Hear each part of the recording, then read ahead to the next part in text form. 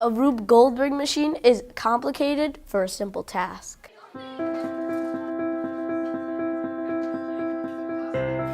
Boss Level is a week where we work with our home base to complete a project by the end of the week, and we also don't have homework or any other of our usual classes. If you walk into a Boss Level classroom, you're not seeing really a classroom. All of the desks and tables are pushed aside. You're seeing a lot of materials of all different sorts that are kind of strewn around. You see a lot of sixth graders either tinkering or in a group, brainstorming, possibly sketching. It's a lot of creativity and innovation going on in this space. We could do like something like this if we had like a hold. How about this one? They're tiny.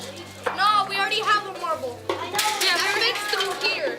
We are in the wrong place. Wait. To make it look cool. We don't need My favorite part about Boss Level is the actual building phase. When kids fail during the creation of Rube Goldberg and then they iterate, they are really learning to take risks. Failure is really bad, but I guess if you have a good attitude, then you can always make it what you wanted it to be and not to get frustrated. So failure is not so bad if you know how to fix it. Failure, reframed as iteration, means when you fail, just try again.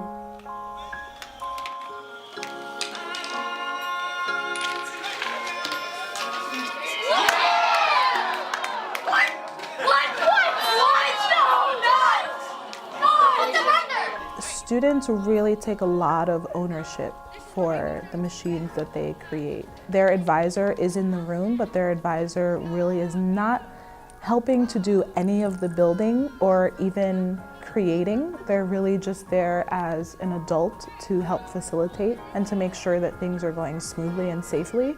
So if you walk into a Boss Level classroom, you really see the students as teachers, as learners, as innovators, and they are really helping each other through the iteration process. They are creating this blueprint for their machine in the beginning. They're putting it to the test. They're watching it. They're seeing where the kinks are, where they need to iterate, and they are going through this process really on their own. I think that's also a really great thing about the process, to be able to watch students move through this system on their own and actually succeed at it. Homebase is, I think it might be a little bit like a homeroom. To be able to see students really incorporate things that they learn in Homebase and model that during the building is really a great process. One of my Homebase students, who's in 8th grade now, talks all the time about how he feels that Rube Goldberg was what really brought us together as a Homebase. So it's a really great moment for us. Since you have to work together and you spend a lot of time together in a classroom or in a confined space, that you really get to know one another and how one another works. If you're doing a Rube Goldberg machine, you need to have a lot of teamwork so that one person isn't just working on the front and like a million people are working on the middle. You need to have an even share of everything.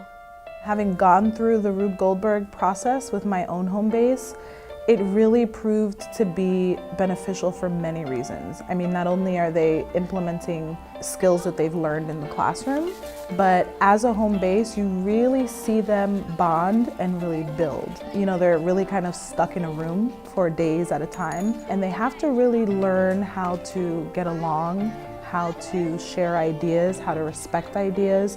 Teamwork is probably the most important facet of Rube Goldberg building. If one person makes one part of the machine and another person makes another part of the machine, if they don't work together, those parts won't work together either, and it probably will not complete its goal.